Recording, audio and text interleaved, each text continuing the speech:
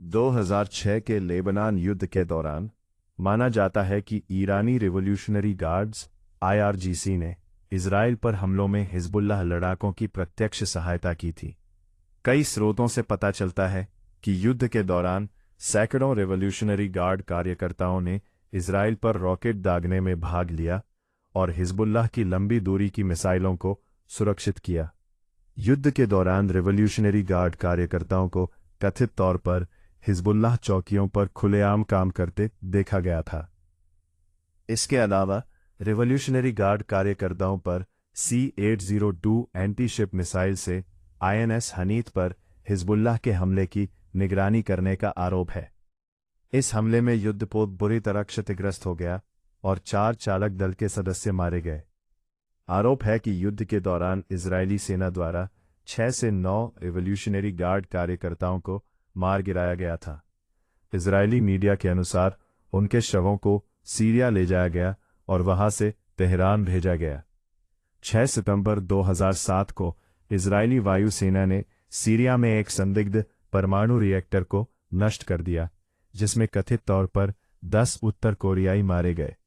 Gaza युद्ध के दौरान और उसके तुरंत बाद इजरायली वायुसेना ने इजरायली कमांडो की सहायता से कथित तौर पर सूडान के रास्ते हमास को तस्करी करके भेजे जा रहे ईरानी हथियारों के खिलाफ 3 हवाई हमले किए, क्योंकि ईरान ने हमास को हथियार और गोला बारूद की आपूर्ति के लिए एक गहन प्रयास शुरू किया था। इजरायल ने संकेत दिया कि वह इन हमलों के पीछे था। 2 ट्रक काफिले नष्ट कर दिए गए और लाल सागर में हथियारों से लदे एक जहाज को डुबो दिया गया। नवंबर 2009 को इजरायल ने पूर्वी भूमध्य सागर में एक जहाज और उसके सैकड़ों टन हथियारों के माल को जब्त कर लिया, जो कथित तौर पर ईरान से हिजबुल्लाह के लिए जा रहा था। जून 2010 में स्टक्सनेट नामक एक उन्नत कंप्यूटर वर्म की खोज की गई। माना जाता है कि इसे अमेरिका और इजरायल ने ईरान की परमाणु सुविधाओं पर हमला करने के लिए विकसित किया था। ISIS द्वारा किए गए एक अध्ययन में अनुमान लगाया गया था कि स्टक्सनेट ने नतान्ज संवर्धन संयंत्र में लगभग 1000 सेंट्रीफ्यूज स्थापित सभी का 10% को नुकसान पहुंचाया होगा। डुकवू और फ्लेम सहित अन्य कंप्यूटर वायरस और मैलवेयर कथित तौर पर स्टक्सनेट से संबंधित थे। ईरान का दावा है कि उसके विरोधी नियमित रूप से दोषपूर्ण उपकरणों की बिक्री और कंप्यूटर वायरस द्वारा हमलों को अंजाम देते हैं, ताकि उसके परमाणु कार्यक्रम को नुकसान पहुंचाया जा सके। 15 मार्च 2011 को इजरायल ने सीरिया से गाजा में ईरानी हथियार ला रहे एक जहाज को जब्त कर लिया। इसके अलावा मोसाद पर इस्फहान स्थित परमाणु संयंत्र को कथित तौर पर क्षतिग्रस्त करने वाले विस्फोट के लिए भी जिम्मेदार होने का संदेह था। ईरान ने किसी भी विस्फोट से इनकार किया, लेकिन द टाइम्स ने उपग्रह चित्रों के आधार पर परमाणु संयंत्र को हुए नुकसान की रिपोर्ट दी और इजरायली खुफिया सूत्रों के हवाले से कहा कि विस्फोट वास्तव में एक परमाणु स्थल को निशाना बनाकर किया गया था और यह कोई दुर्घटना नहीं थी। विस्फोट के कुछ घंटों बाद हिजबुल्लाह ने उत्तरी इजरायल में 2 रॉकेट दागे। इजरायल द्राह बलों ने उस क्षेत्र पर 4 तोप के गोले दागकर जवाबी कार्रवाई की, जहां से रॉकेट दागे गए थे। यह अनुमान लगाया गया कि यह हमला ईरान और सीरिया द्वारा इजरायल को चेतावनी देने के लिए किया गया था। इजरायली हमले में विदेशी नागरिकों सहित 7 लोगों के मारे जाने की खबर थी। 12 अन्य लोग घायल हुए, जिनमें से 7 की बाद में अस्पताल में मौत हो गई। नवंबर 2011 में एक क्रांतिकारी गार्ड मिसाइल अड्डे पर हुए विस्फोट के पीछे मोसाद का हाथ होने का संदेह था। इस विस्फोट में जनरल हसन मुकद्दाम समेत 17 क्रांतिकारी गार्ड ऑपरेटिव मारे गए, जिन्हें ईरान के मिसाइल कार्यक्रम में एक प्रमुख व्यक्ति बताया गया था। इजरायली पत्रकार रॉन बेन यशाय ने लिखा कि कई निचले स्तर के ईरानी मिसाइल विशेषज्ञ संभवतः पहले भी विभिन्न स्थलों पर हुए कई विस्फोटों में मारे गए थे। इजरायली गुप्त अभियानों के जवाब में ईरानी एजेंटों ने कथित तौर पर इजरायली ठिकानों को निशाना बनाने की कोशिश शुरू कर दी। संभावित लक्ष्यों को तब हाई अलर्ट पर रखा गया।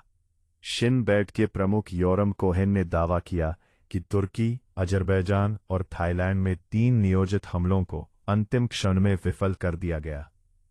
11 अक्टूबर 2011 को संयुक्त राज्य अमेरिका ने वॉशिंगटन डीसी और ब्यूनस आयर्स में इजरायली और सऊदी दूतावासों पर बमबारी करने की कथित ईरानी साजिश को नाकाम करने का दावा किया।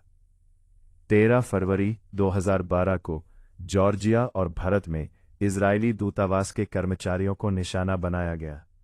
जॉर्जिया में दूतावास के पास एक कार बम विस्फोट करने में विफल रहा और जॉर्जियाई पुलिस ने उसे सुरक्षित रूप से निष्क्रिय कर दिया। भारत में कार बम विस्फोट हुआ जिसमें 4 लोग घायल हो गए। घायलों में इजरायली रक्षा मंत्रालय के एक कर्मचारी की पत्नी भी शामिल थी।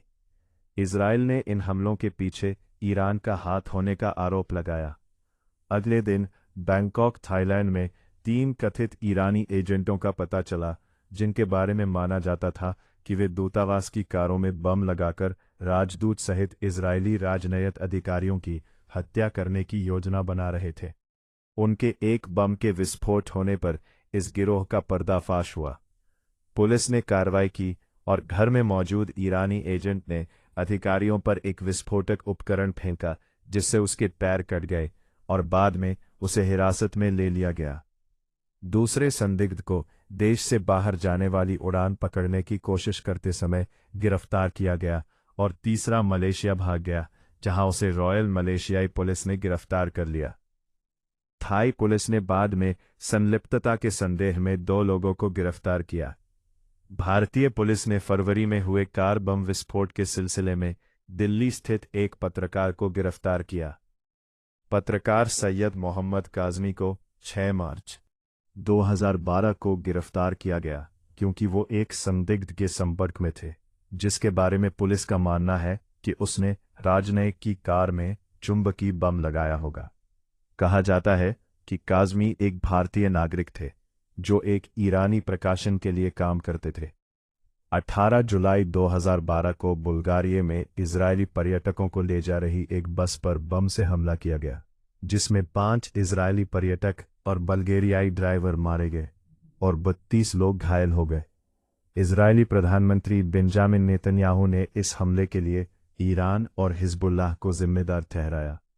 जुलाई 2012 में एक वरिष्ठ इजरायली रक्षा अधिकारी ने कहा कि मई 2011 से ईरानियों या संदिग्ध हिजबुल्लाह एजेंटों द्वारा दुनिया भर में इजरायली ठिकानों के खिलाफ नियोजित 20 से अधिक आतंकवादी हमलों को विफल कर दिया गया था, जिनमें दक्षिण अफ्रीका, अजरबैजान, केन्या, तुर्की, Thailand, Cyprus, Bulgaria, Nepal, Nigeria और पेरू शामिल हैं, और ईरानी और हिजबुल्लाह के गुर्गों को दुनिया भर की जेलों में बंद कर दिया गया था।